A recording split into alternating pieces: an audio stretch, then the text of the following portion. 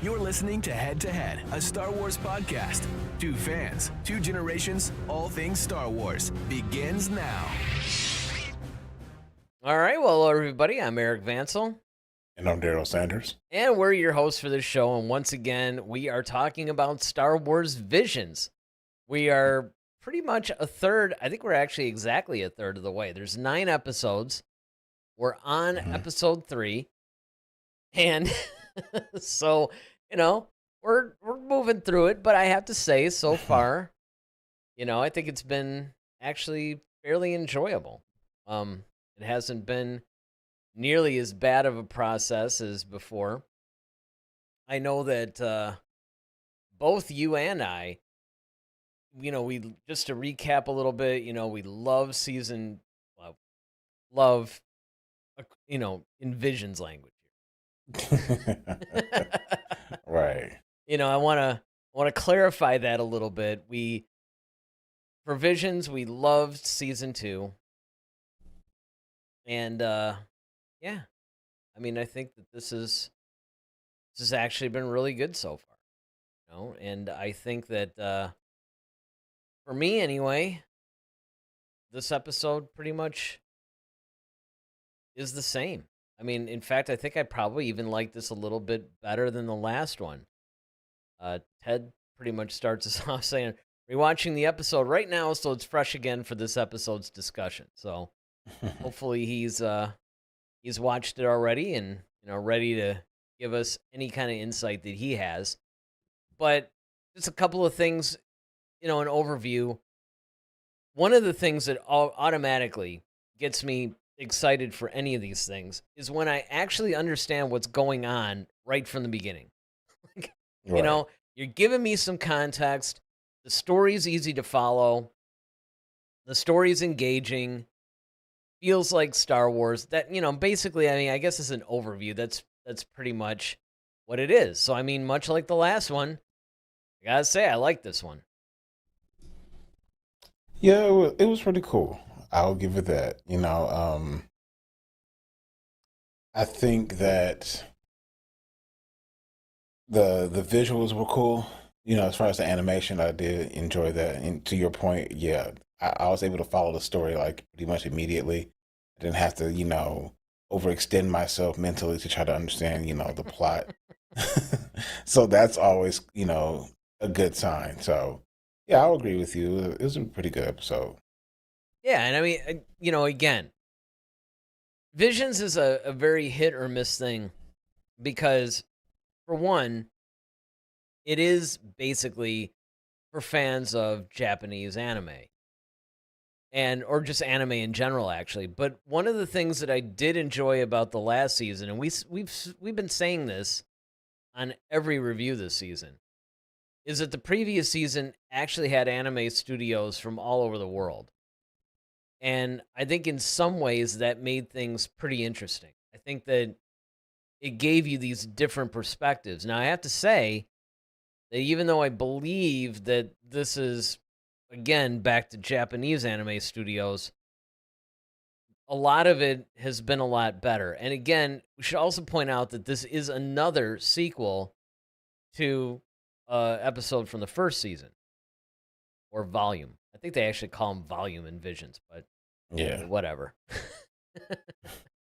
But, again, I think it's actually an interesting thing because whereas some of the animation can either fall a little short or maybe it's just something that you're not a fan of, like in this case, the first episode, the other one with Ronan. It's very much like a sketchy type of an animation style, and that's not going to land with everybody. I know it doesn't ever land with you. No. I don't know. I go back and forth on it. I kind of like it, but then I do like the animation style that we've seen at least a little bit better in the last 2 episodes. Now, one thing I will point out about this one, it almost seemed like there was a combination of styles. Because on one hand, you had the typical 2D animation style that people know from Japanese anime type of projects. but it seemed to be blended in certain scenes with the more 3D animation that we're used to. So, Yeah, it kind you of know what had I almost mean? like a kind of almost had like a Pokemon vibe to it. Yeah, exactly. Exactly. So, again, this one, we're following our main character of Kara, and you know, she's pretty much they do a lot of flashbacks, and here's another thing I should point out right away too. For once, I actually understood when they were flashing back. I understood the flashbacks. I understood the Hmm. context of them. I understood when they came back into present day. I mean, it was really, I don't know, it was really cool to actually see that. It was a pretty much a straightforward story that you It could easily was. It was follow. a straightforward story, and it's just. Although I will say, Teto the droid, it's like man, I was thinking the whole time, if this were a drinking game, like every time they mentioned the word Teto, Hmm. you would be obliterated like within the first like 10 minutes of this, even less, probably first like minute and a half. Ted basically says, "This is the clearest story and easiest to follow so far this season." I agree with that. Hmm. A good mix of emotions and reminds me of some or the 2000s early use of CGI for objects, but still hand drawn for most things. And maybe that's what I was detecting. Maybe that's what I was detecting because it it was not a fully 2D animation style. Like there were some elements in there of a little bit of a 3D thing. Yeah. Um, it definitely kind of had, like I said, it kind of reminded me of oh, that's what it is. So you'll agree with this. It had like the Japanese animation, but it also had like a mixture of resistance animation. Yes. That's Yes. what it reminded me. That's what it was. It was Yes. like Star Wars Resistance. Yeah, and man, yes, I knew it reminded me of something. Thank you. And then Yeah, no problem. Ted says for a minute I thought it was a Wally crossover. I know, right? That's what Cause I yeah, thought. because Teto he did have that Definitely looked like sort of a Wally. vibe, yeah.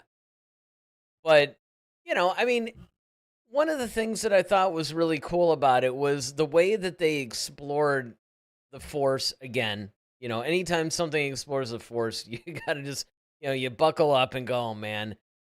Especially something like this, because everybody knows it's not canon. So any kind of explorations they want to do, they can do anything. Now, on one hand, I support that because it's like, look, if you're gonna get it out in a project like this.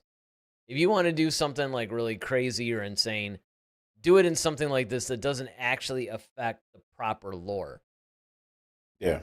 On the other hand, the other side to that is that sometimes you can actually come up with some really cool concepts that you might not mind seeing in lore. Hmm. And again, we have the same old type of a thing where you have a young girl who pretty much figures out she's force sensitive. The father's trying to train her. She doesn't really believe in herself. He believes in her. On and on it goes. And you know, you you did have some carryover from the original episode, the one that was in Season one. season 1. Yeah. Where Hmm. you basically had or the Dark Disciples.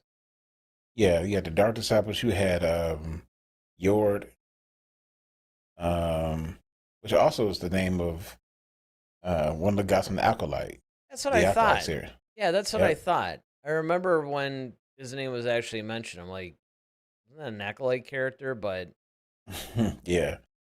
you know, Um, and it but again, it's one of those things where okay, obviously, her father was kidnapped. She's searching for him, and it's the same kind of thing where it's sort of like a Luke Skywalker thing. You have to confront your fear, you have to confront your doubt. Um, but again, I think it's told in a very unique way. Like I didn't really get vibes of, here we go again with this same old thing. I actually It's another character that if they actually started coming up with more stuff, which, at the end of this episode says to be continued. So, I mean, we know we're getting more of this. Which, by the way, probably means there will be a Visions Volume 4.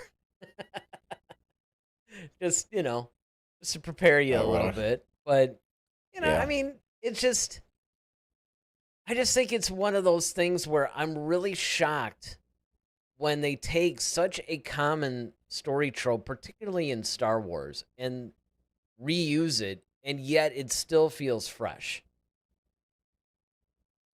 Yeah, I mean, I think you just have to. I think you can tell the same story. Like, if you really think about it, it's much like humanity anyway.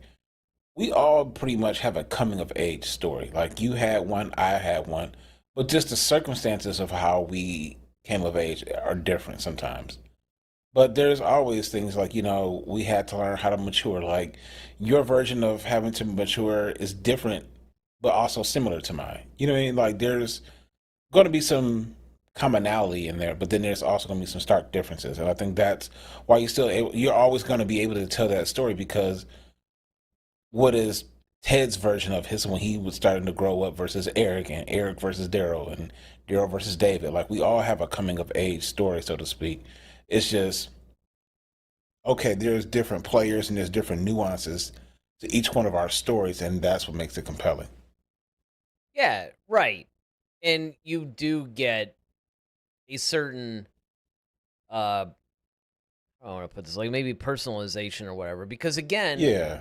you basically look at this character of Kara as somebody that's unique and not just, oh, she's a rehash of, whoever, Right. right? Like you actually ascribe somewhat of an identity to her and say things like, hey, I want to. And that's honestly, that's not easy to do in Star Wars these days. I mean, I thought that back when they created the character of Dr. Aphra, such a unique character in the Star Wars universe. Hmm. I was really surprised that they were able to do that. And it just goes to show you that if you know your craft and you spend the time and you come up with quality storytelling, you could do that. I mean, there's still room in the Star Wars universe. I think some people mistakenly think that they've pretty much done all they can do, and that anything else from this point on is just going to be a retread, especially because Lucas is using more of a classic storytelling type of a style. So, you start to think, well, okay, a lot of this stuff is going to be retreads, but it really isn't. And this episode, I think, proves that. Yeah, man, it kind of reminded me of a Star Wars version of Taken, but like Taken 2. Oh, I think yeah. 2 was when she Yeah. had to save her dad. Yep. So that's what it kind of, it's like, that's what it kind of reminded me of.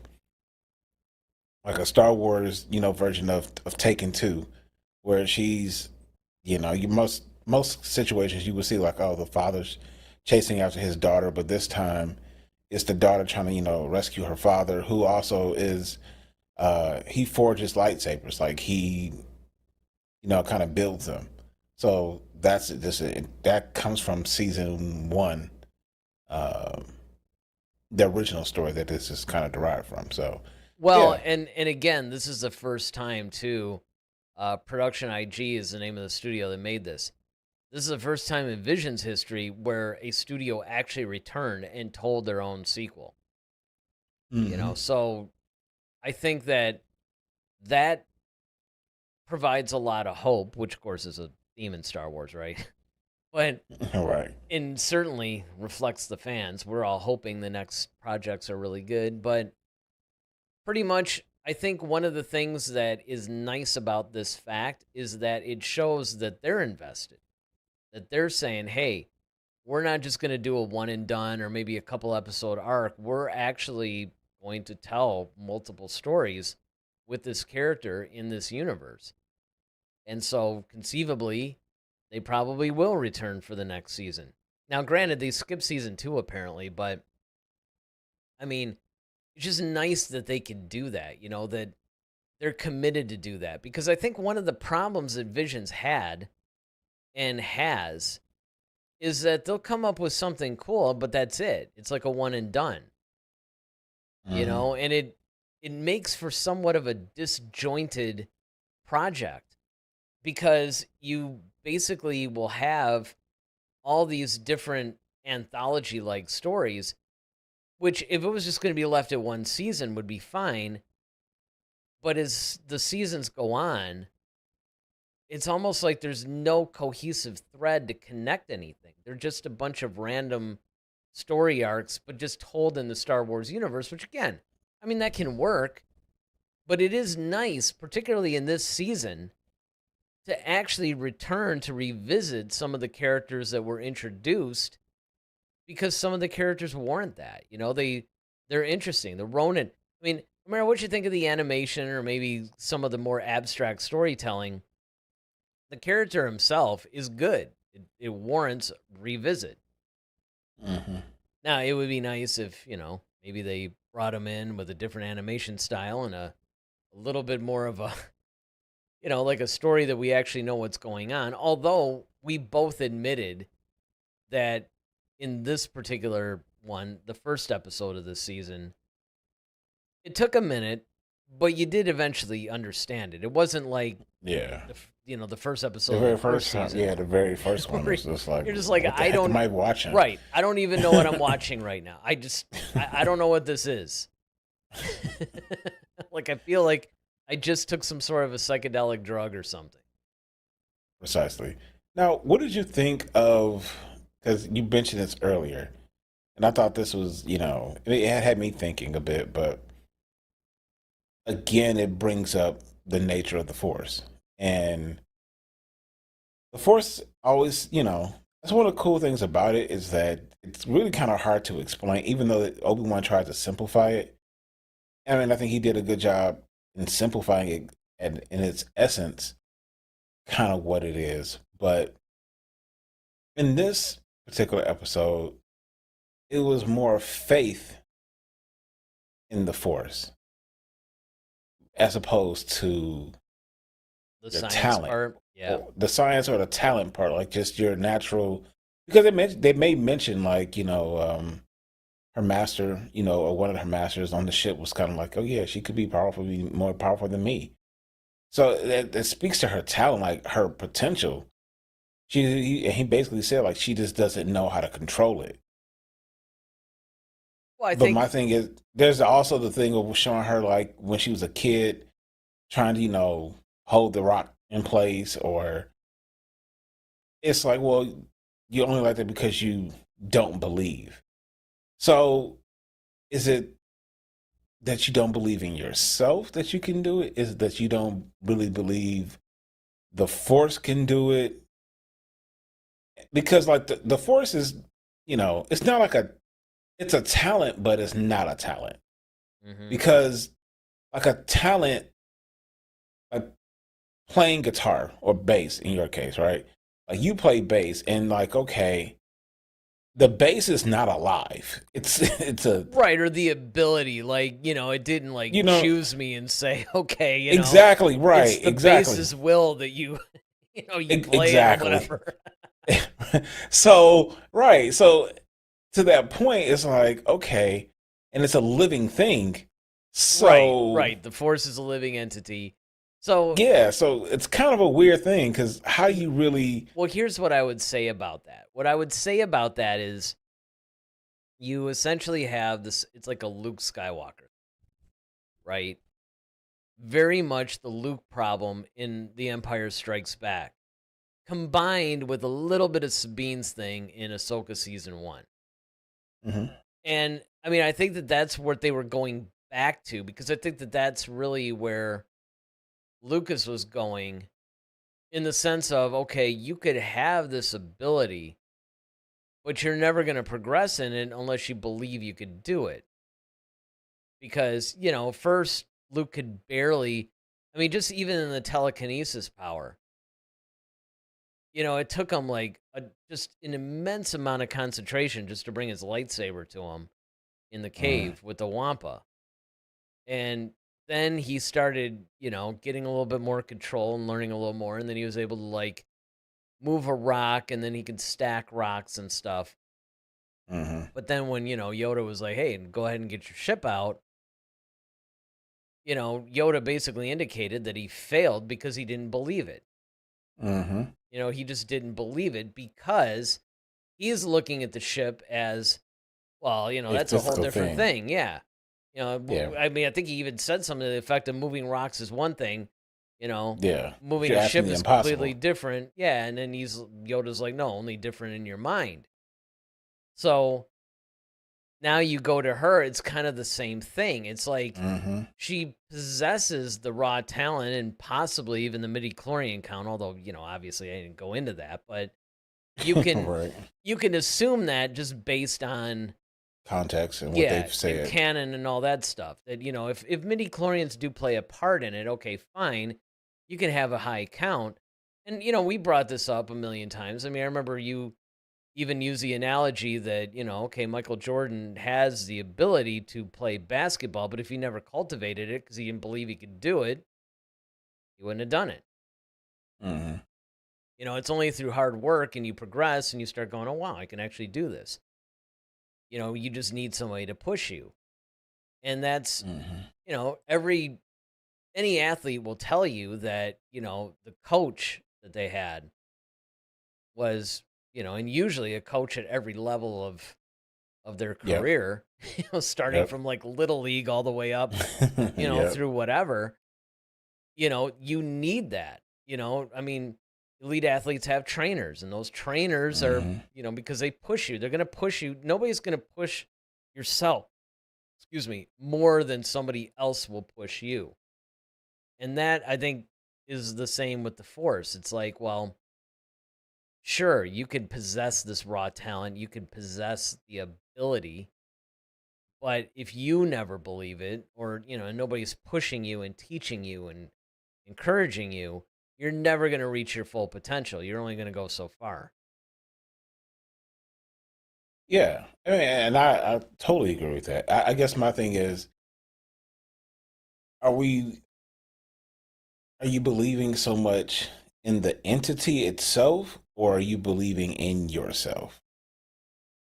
Well, I Now, I mean, know there that's probably is a right. combination thereof. I Yeah, know I'm that, sure it is. I mean, but that's kind of like I where, like, don't. when you're seeing people struggle, that's the question I have. It's like, are they struggling because, like, for example, Sabine, because Huang basically told her, like, yeah, you wouldn't even been considered by the Jedi Council, like, pfft, please, it's like, okay, like that creates that doubt, but it's like more like doubt in yourself, because I don't think Sabine doubts the abilities of the Force Well, because that's she's it. seen it. And She that's saw Ahsoka use it, and Ezra. right. She doesn't believe she can do it though. Right. She doesn't have it like they have it. But then there's some people who really don't think, like, okay, like Luke is like, well, moving rocks is one thing, but you're asking me to move a ship. That's something completely different. And that belief, their beliefs are his belief in is more so, I think, in the Force itself, versus Sabine is Well, more in the not belief necessarily, of. because it's really more his utilization of the Force. Because the Force is a living entity. I mean, Luke understood that right away, when basically, Obi-Wan explained it. yeah, when Obi-Wan was kind of like, it binds us, surrounds us, goes through every living thing, on it goes. It's kind of like its own deal. Okay, you get that. But your own command of it, though, it's almost like, okay, now Luke is a unique situation because he was never around to see everything the Jedi could do. True. So in his case, you could almost make that argument because his whole thing is like, okay, yeah, I get it. You can, do these little things. I don't know. I don't think you can, moving a ship would be inconceivable to him. He's never seen the glory days of the Exactly. Jedi, so he doesn't know. Yeah, because like if you think about like what he's been exposed to, like when we run into Luke, okay, Obi-Wan showed him like, okay, the Jedi mind trick. Oh man, how did you do that? Oh, the Force, it has, I'm the weak-minded or whatever. Okay, That's a little trick. That's kind of cool. Then you see him like, all right. The next thing is, okay, well, with the blast shield down, how am I supposed to fight? Well, your eyes can deceive you. Don't trust them. Okay, so reach out with your feelings. All right, you know what? I could feel a little something. Then Obi-Wan's talking to him like on Bluetooth, in the middle of the X-Wing or whatever. And it's like, all right, yeah, I could hear your voice. I don't know if I'm really hearing you. Am I imagining I'm hearing? Like, Right. he's probably just kind of confused, but he's in the moment like, okay, I got to do Well, something because I'm about to get pulverized in like 2 seconds. he's probably So, thinking, man, I should have done all that spice before, flying this yeah, thing. right, exactly. I was just going to calm the nerves, not hallucinations. Exactly. So, I mean, and from what we can see there, and we don't know how much interaction Obi-Wan had with him after A New Hope, between A New Hope and Empire. But I just say that he didn't have that much. I don't think much at all, because Empire doesn't take place that far from A New Hope. And when Luke Right. saw him on Hoth, he kind of seemed surprised. Yeah, like Ben, like, okay. And that's what I'm saying. Like, now he probably figured, like, okay, maybe I can use the Force and call something to me. Like, maybe Obi-Wan gave him that little tip too. Like, hey, if you need something, do this. Okay, he probably worked on it. Like, that's why he knew to use a lightsaber. But again, moving rocks, as Yoda is telling him, it's like, okay, these are little small things. That's almost like saying, like, you had a couple of base lessons. Oh, I got a couple of notes. All right, that's a scale. All right, cool. I can do this a little bit. Great. Go play Little Caesars Arena now with Metallica. Excuse me? Like, no, that's not happening. It's like, Well, it's like you said. you're asking me doesn't to do the impossible. see. To me, when you want to talk about a lot of this stuff, see, Han Solo would be more the whole thing about the Force is a living entity, because he didn't even believe in the Force at all. Right. He didn't. But He then thought by it was a bunch of episode hogwash. 7, after he's seen a bunch of he's seen some things, he's like, "No, it's After all real." Empire changed his mind. Yeah. It's like, nope, it's all real. Every bit It's all of it. when your father-in-law blocks your blasters and then takes the weapon from you, yeah, that kind of changes your thought process. It's like, oh, see? So that would be more, I think in these other cases, both in Sabine and Luke's case, it's part of it is their own ability to master it. But the addition that we're talking about with Luke is just understanding what's possible with it. Understanding that, because the Force is in all living things, and because the Force, when Yoda was saying, it's between the rocks and the ship and, like everything, he basically expounded on what Obi-Wan had told him. Mm-hmm. He just gave it a little bit more clarity. And I think that's when Luke started to see, oh, there really isn't a difference. You're calling on it. And I think he was seeing a little bit more of that relationship, because it was even back, if you think about it, in A New Hope. One of the hints that Obi-Wan gave him about that maybe the Force isn't just like an ability, like a power, but it's actually like a living entity, is when the whole blast shield thing, when he was like, oh, it controls my actions? Well, partially, but it also obeys your commands. Mm-hmm. See, that's a little bit more of there's like this thing is more than just like a power. There's it exists unto itself. So I think that's where you're getting a little bit of that. And I think that's where Kara was having problems too. I think her problem was more, like you said, it was more like Sabine's thing. It's just her ability to do it. I think she knew everything that you can do in the Force, but it's just like, I don't know if I can do it, because every time I try, it's not working. Mm-hmm. And again, we don't know. It almost makes me wonder if they'll ever do like prequels too, because one of the things in Visions that's really interesting to me, and this is true with all the seasons, they always seem to drop us like in the middle of these completed worlds, which again, more or less what Lucas did to us in episode 4 as well. but you're dropped into these situations, and you don't, even when you understand the context of the story, like what we've seen thus far with these episodes, you're still kind of like in the world building element. I think that that's where Visions lack sometimes. Not so much in the world building itself, because they obviously build these vast worlds and you can tell that there's been thought put into it, but we don't know. Yeah. I mean, I think, when you look at some of this stuff, I mean, it's interesting because they're always in different stages. Like as if you look at the prequels, that was kind of like the, I guess you want to call it maybe so the glory days, whereas like that was before the war. So Well, everything it looks all depends on who pristine you and ask. nice. I mean, a lot of Well, yeah, I mean, times, the High Republic is kind of the glory days, more or less. If you're yeah. talking about yeah, I guess so, like the Jedi and even in the Republic at that point, sure.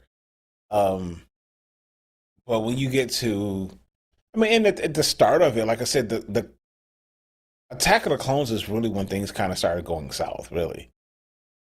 Because really, and even episode one, I mean, aside from the Naboo, there was really nothing Well, that seemed going like a on, really. normal thing. Like, oh, we got this Yeah, trade this is like, dispute, like, okay, you know. exactly. Like people just, had a little spat or whatever on Naboo and it'll be over, it'll be fine. Well, I That was take just the that back. seeds of it. I take that back, though. There was a little bit of the foreshadowing, because when Darth Maul appeared, there was like, oh, wait a second.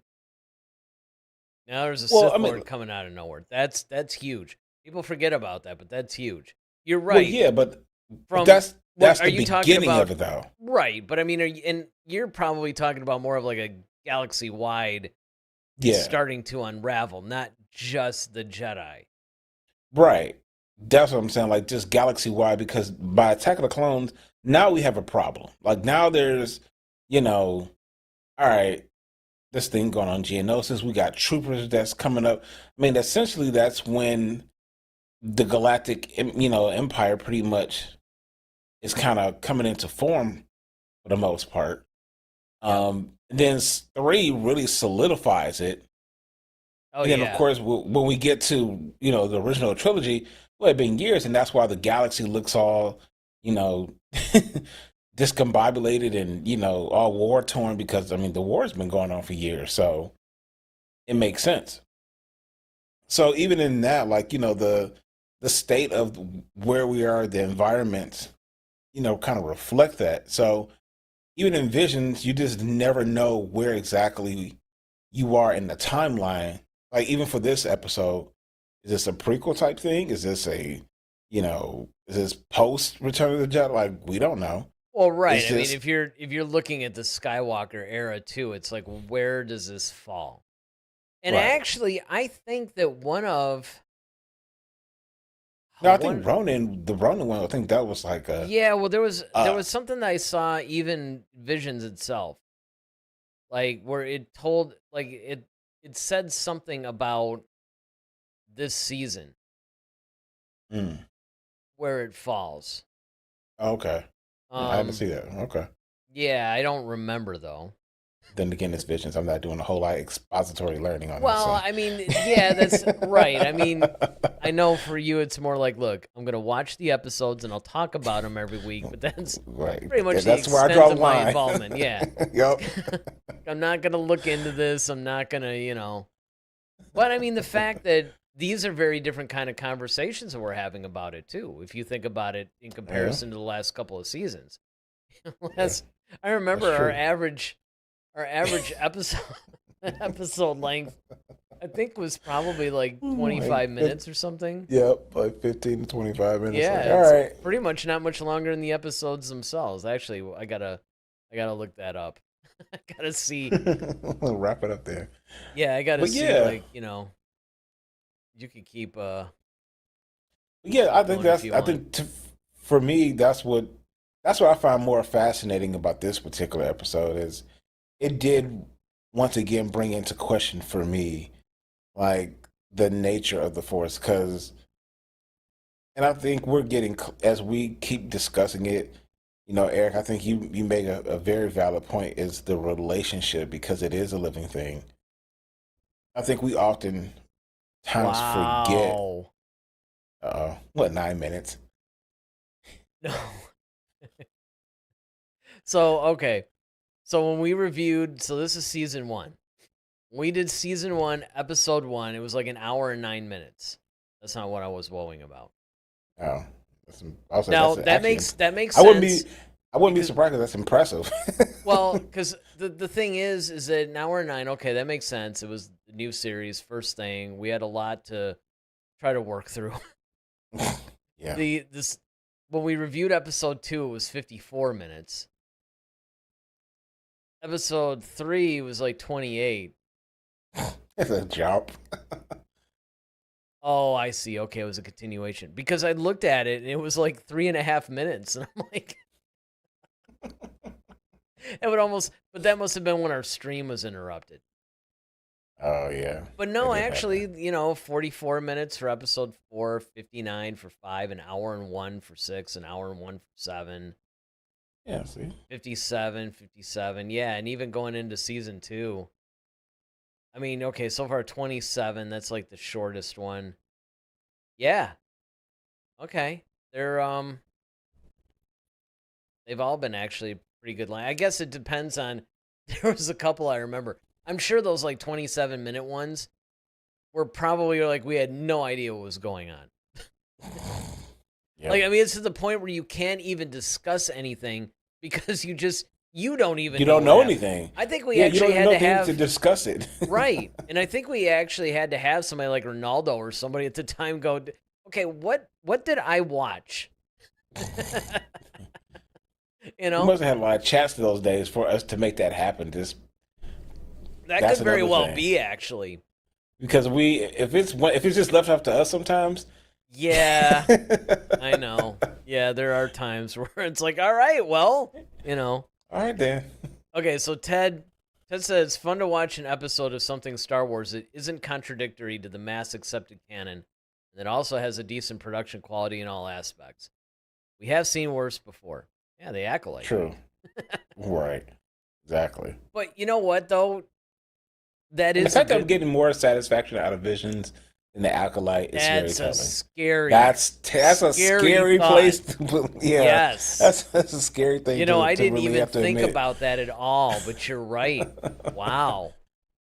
Well, but here's the thing that's important to understand, though, is the fact that I think Ted has a point. This is enjoyable partially because we're not beholden to any lore, any canon, any of that. It's like there's almost a freedom that we haven't Yeah. really seen since the original trilogy, back when, it was just, you're just looking to see what happened next, and you're not comparing it to, this just insane library of content that you now have to basically check and recheck and make sure continuity is there and know this character wouldn't do this, and there is a certain freedom to that. And I mean, if you think Yeah. about it, the way that, because this is also, even though it's obviously being released through Disney, it's not being done by Disney. I think people forget that. Yeah. And it's interesting the way that these anime studios are handling the lore versus how, Disney handles it. Well, yeah, I mean, that's the thing. Going back to the freedom thing is because, and it makes sense that Disney doesn't do it, because if Disney released it, because they own the property, it would come off as canon. Even though it may be like these one-off little stories. See, that's why like Tales of the Underworld, Tales of, the Empire, those things are canon because Disney owns the property and they are the ones creating the content for that. Right. Whereas when you have all these other studios doing it, it's just pretty much like, oh, look what our friends came up with and we're sharing it with you. Yeah, it's kind of like, sanctioned fan fiction. Yeah, they've been deputized, if you will. Yeah. Well, and again, That's a good point too, right? Because one of the things that I did like that Disney was deciding to do was essentially canonize everything that they release. We're not Hmm. going to do that because that was a little bit of the issue with, Lucasfilm and then the expanded universe writers. It's like, all right, well, we'll license these. We'll keep loose track of what's going on. But, unless Lucas did the project or pulled something out of the EU and canonized it. And so therefore, you get this whole library of these wonderful stories that technically aren't official. And it did take the wind out of the sails, so to speak. And so when Disney came along and said, okay, the bad news is we're getting rid of the entire EU. But the good news is everything that we release from now on is going to be canon. There's not going to be a question about it. Hmm. So I think from that standpoint, it does actually work. And, to that effect, there are certain things that they mildly canonize. Like, for instance, this whole like color shifting lightsaber thing. They tried that in other projects. I think it was in the comics. Because I definitely remember us talking about it. I remember making the comment of like, well, I hope this doesn't catch on because I don't necessarily think that lightsabers should basically be like Jedi mood rings. It's like RGB sabers. Yeah, exactly. And I don't necessarily like, I mean, I think I remember saying at the time that if they did it and they canonized it, I could live with it. Like it wouldn't be the worst thing in the world, but it wouldn't be my preference. I like the idea that they came up with in Rebels, I think it was. It might have been the Clone Wars even, where it's kind of like, okay, the Jedi, whatever type Oh, a person or oh, something like it, it the influenced the gathering. crystal. Yeah, it was kind of like a thing where The it was gathering part of their episode when they trials, went I to think. Ilium. Yeah, Yeah, they went to Ilium, yeah, and they had to. It wasn't just like just grab any crystal like one. You had to have a relationship. right. Like the crystal had to almost like call to you Yep. for you to like, oh, that's my crystal, because you couldn't Right, and just then the pick any color would one. be, if you were more the guardian type, it would turn yellow Yeah. or, that kind of thing. Like Hmm. it's more like a one and done thing. Whatever color the crystal became, it was more reflective of you. Well, it Not, goes back to what you said, the relationship, like with the force, because the force is guiding it. So right, it's right. still that whole relationship piece that were speaking about earlier. Yep. And then when the comic book series, it was probably the Darth Vader one, came up with the idea of bleeding the crystal, and that's how the Sith, have red lightsabers. Hmm. That I thought was actually really cool too. But I don't know. I think that is pretty much where it should end. I don't necessarily think it's a good idea to do this little like mood ring. Oh, I'm feeling yellow today. That kind of thing. Gotta I match it mean, with my outfit. yeah, right, exactly. You know, Well, I think I'll go with the tan tunic today, and blue brings out my eyes, so I'm blue today. exactly. Almost like there's like a little app that you can control the color of your lightsaber. It's It's on your phone. I mean, again, Hilarious. there are things, and conceptually them doing that in Visions doesn't bother me precisely because you can explore these ideas without torching canon. And I like Right. that. Like I wouldn't mind if Hmm. they did sort of like what Marvel did where they do the whole what if series thing, which they Yep. kind of did actually. That's kind of Star Wars version of it, really. There is a Star Wars version of it, but I'd love for there to be like an animated version. Not just a comic book thing. Because that's basically what they did with Marvel. They had that whole what if animated series. Hmm. A lot of it was really cool. Really cool.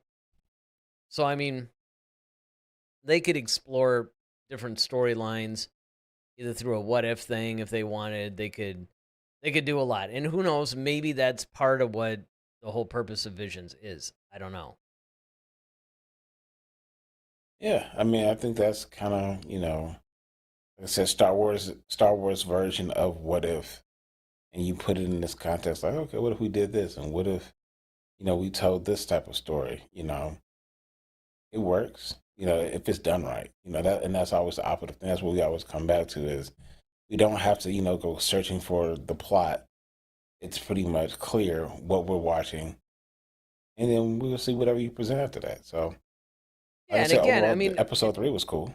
it was, and again, much like episode 2, it was another straightforward story. Hmm. And a lot of times, I mean, if you think about it, because a lot of times people be like, oh, it's a straightforward story or whatever. Well, so was A New Hope, really. Yeah. I mean, if you really stop and think about a lot of the really good, either with the movies or even with some of the, like the Clone Wars or Rebels, usually the most straightforward stories were the best. Well, yeah, that's because again, like that's what Star Wars is. It's a very Yes, exactly. straightforward thing. It's not supposed to be the Matrix. It's supposed to make you think extra hard. It's just like everything is not supposed to be that. You have to stay true to your franchise. Yeah, I totally agree. I mean, I think that what they could do, and I don't even know if they've thought this far ahead, maybe they have. I'm hoping that Visions is serving more of a purpose in the entire Star Wars franchise, other than, okay, let's let these anime studios go crazy and just tell their stories, but using Star Wars, as a setting. Or, we're going to throw like stormtroopers in it or something. I mean, actually have it mean something. And so far, I think that that's what's happening with these stories is they're meaningful unto themselves. Especially this one, because this one is going to pretty much end up being Vision's very first um, like a big story arc, basically. So I'm really looking forward to it. I'm looking forward to more of these stories with Kara and her father. Hopefully they end up reuniting, and it's not just going to be Right. like 7 episodes of her looking for him or whatever. I mean, I hope they actually, because it does seem like they are going to ahead with it, right? The Dark Disciples, the main villain of the story. I mean, there's a lot of different points at which this stuff can converge. And I'm sincerely hoping that that's resolved and it's not like 7 episodes of kind of a meandering type of a thing. But so far so good, I think. Yep. Now, here's the thing. I don't even know if we've been doing this the last I couple, already know but what you about. in the spirit What I of rated. yeah, in the spirit of Ronaldo, we always have to give like a number rating. Because remember, and I know there's that grade on the curve.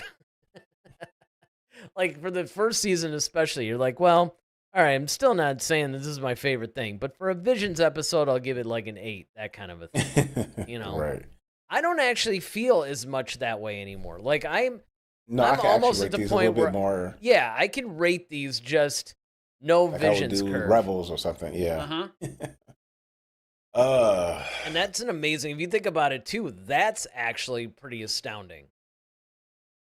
I'll give this a 6.5. I'll go 7. I figured you would. Well, I mean, I just think it's a really good, like, I think it was a really solid story. And it did make me want to see more of the, because there's some of them where I would rate, like, the episode is really good, but I don't necessarily care about the character or seeing that character again. This one I do. Hmm. And so that's why I'm bumping it up just a little bit and giving that. Now, Ted says I give this a fun, solid 8 out of 10. Okay. All right. Oh, wait. There's a follow up comment. Oh. I was just about to go into the wrap up Yeah. mode here. He says, but I lean heavy into the fun adventure stories. Well, Yeah. see, and again, Understandable. and that's a good thing. And look, this isn't just true in Vision. This is true across the entire franchise now, because one of the things that I find exciting, and I keep trying to tell Star Wars fans this, is that we're at a point now where you could start making custom projects for certain types of fans. For example, you have Andor, which if you're more about the lightsabers and the Jedi and the Sith, you're not going to be as interested in that. But if you're a little bit, it's kind of like the Hawkeye series in the Marvel universe. If you're into like Thor and all those guys, Hawkeye, it's like, all right, he's not really like a superhuman guy. He's just a really good fighter. Might not appeal to you. And so it's the same way here. It's like you have now these little niche stories that you can tell that will appeal to certain fans. And I mean, Visions is certainly one of those. In all kinds of things. And even within Visions, they have things that are a little bit more abstract, and then they have things that are a little bit more fun adventures. Skeleton Crew. Mm-hmm. That's kind of what a lot of these things are like. Yeah. Where they're just kind of a fun adventure. So, I'm really enjoying this, and I hope that this continues and that we continue to have Visions bring warm feelings to our heart. Had to do it. All right, well, if you guys haven't done so already, and it doesn't look like you have, please like this episode. And, of course, don't forget to subscribe and hit that notification bell because, again, with our schedule, look, here we are on Monday. We usually do this on Sunday, so you want to hit the notification bell if you want to know when we go out live. Now, if you guys watch this after the fact, probably doesn't matter as much. And I'm hoping that you guys in the comment section let us know what you're thinking of Vision so far. What do you think of this episode? You think that this is an episode that you'd like to see more of? Is there another type of episode in Visions you want to see? Let us know in the comments. And then, of course, also hop over to our Discord and let us know what else you'd like to see. And, we can carry the discussion there. I mean, there's all kinds of stuff. So hopefully you guys are enjoying this. And don't forget the Thanksgiving episode. We always do like the day before, so it'll be on Wednesday. Day before Thanksgiving. This year it is, let me get this straight. It's my favorite scene from every movie in the 9 films, but not the standalones. Right, just the saga trilogy. Right. So each of the trilogy, like our favorite scene from each movie, because for some reason, I don't know why, I took that to mean the favorite scene from each trilogy. Oh. You clarified and said each film in the trilogy. Yep. So 1 through 9, favorite scene in each one. We're working on our third. It's either going to be Dave or David. Right. So we'll you guys will just have to find out. And then of course, next Sunday, maybe Monday, as usual, we'll be doing our Visions review of episode 4. So there's actually going to be 2 shows next week. So that'll be good. All right. So you're not going to want to miss it. So until then, I'm Eric Vansel. I'm Daryl Sanders. May the Force be with you. Always. Head to Head, a Star Wars podcast. Be sure to follow us on Twitter @HeadToHeadSW. Submit your questions for our next show. Visit our official website at headtoheadswpodcast.com. Until next time, may the Force be with you, always.